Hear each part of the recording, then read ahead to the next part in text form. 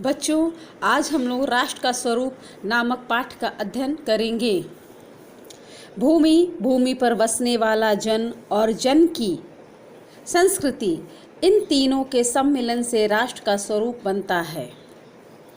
भूमि का निर्माण देवों ने किया है, वह अनंत काल से है।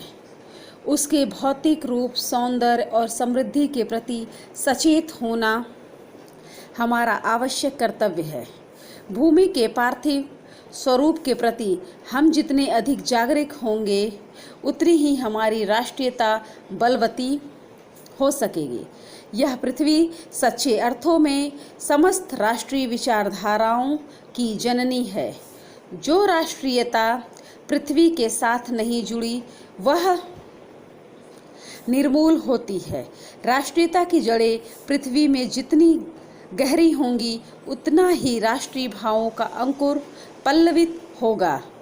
इसलिए पृथ्वी के भौतिक स्वरूप की आद्योपांत जानकारी प्राप्त करना, उसकी सुंदरता, उपयोगिता और महिमा को पहचानना आवश्यक धर्म है।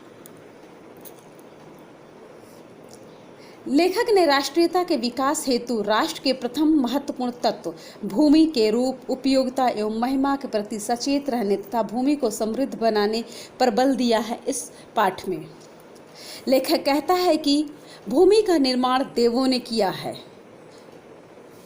और इसका अस्तित्व अनंत काल से है। मानव जाति का यह कर्तव्य है कि वह इस भूमि के सौंदर्य के प्रति सचेत रहे और इसका रूप विकृत न होने दे। साथ ही प्रत्येक मनुष्य का यह भी कर्तव्य है कि वह भूमि को विभिन्न प्रकार से समृद्ध बनाने की दिशा में सचेत रहे।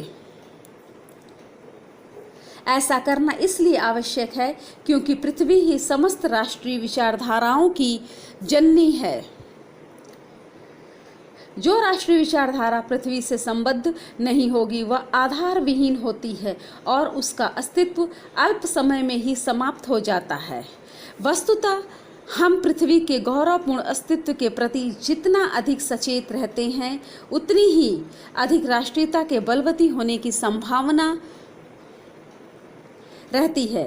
राष्ट्रीयता का आधार जितना सशक्त होगा, राष्ट्रीय भावनाएं भी उतनी ही अधिक विकसित होंगी। अतः प्रारंभ से अंत तक पृथ्वी के भौतिक स्वरूप की जानकारी रखना तथा उसके रूप, सौंदर्य, उपयोगिता एवं महिमा को पहचानना प्रत्येक मनुष्य का न केवल परम कर्तव्य है, बल्कि उसका धर्म भी है।